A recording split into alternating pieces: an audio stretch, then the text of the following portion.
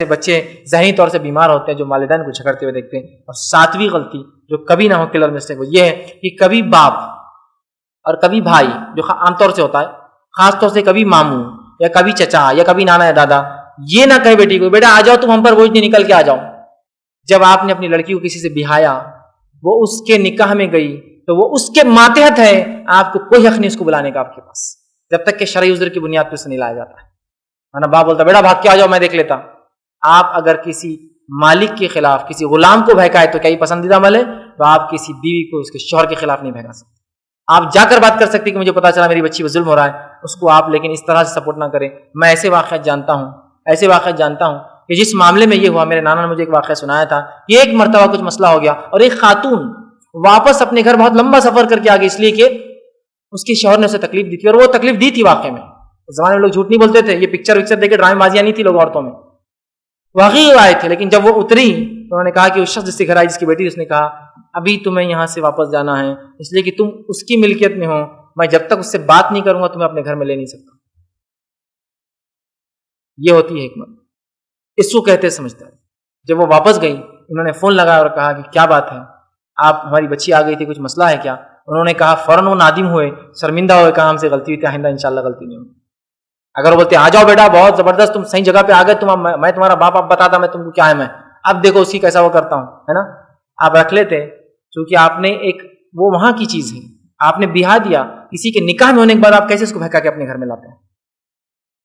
اور لڑکیاں بھی چھوٹی چھوٹی باتوں پر اپنے والدین کے گھر کا رخ نہ لے. اگر آپ نے یہ سوچ لیا کہ یہ شوہر کا گھر میرا گھر ہے تو پھر آپ کیوں سوچتے ہیں کہ آپ کو اپنے والد کے گھر جانا ہے؟ جو کچھ ہے یہی کرنا ہے مجھے. مسئلہ جینوین جب تک ریزن نہ ہو کہ وہ مارتا ہے بے ضرب مار رہا ہے وہ تو الگ بات ہے، لیکن جینوین ریزن اگر ہے تو وہاں بیٹی کو رکھ رہے کیوں اپنے گھر پر؟ واپس اس گھر پہ لے کر پہنچیے کہ ابھی ہماری بیٹی گھر آئی اور یہ تم نے سلوک کیا کیا بنتا ہے، تب اس کی پھر ہوا ٹائٹ ہوں گی. آپ رکھ لیں گے بیٹے آپ دوسرے طریقے سے جائیں گے، میں یہاں سے کیس کرتا، میں فلاں کرتا، میں ان کے گلے مردے اکھاڑ کے لاتا، یہ لاتا، کچھ نہیں ہوتا. کر لیجیے جو کرنا ہے، یہ حل نہیں شریعت ہے. تو شریعت نے کیا کہا؟ حکم بٹھایا جائے دونوں طرف سے، دونوں کی طرف سے فریق ثالث ہو، حکم بات کریں گے، بات نہ جمے تو پھر باقی اس کی پوری ترتیب ہے شریعت. یہ بلا کے لے لینا بٹھا لینا یہ ترتیب نہیں ہے، اس میں تو بہت سارے پھر نقصانات ہوتے ہیں، یاد رکھیے. اور یاد رکھیے میری بہنوں سے گزارش ہے کہ کوئی بچہ کسی ماموں کی گود میں پل کر بڑا نہیں ہو سکتا، اس کو محبت نہیں ملیں گی جو باپ کی ہوتی ہے.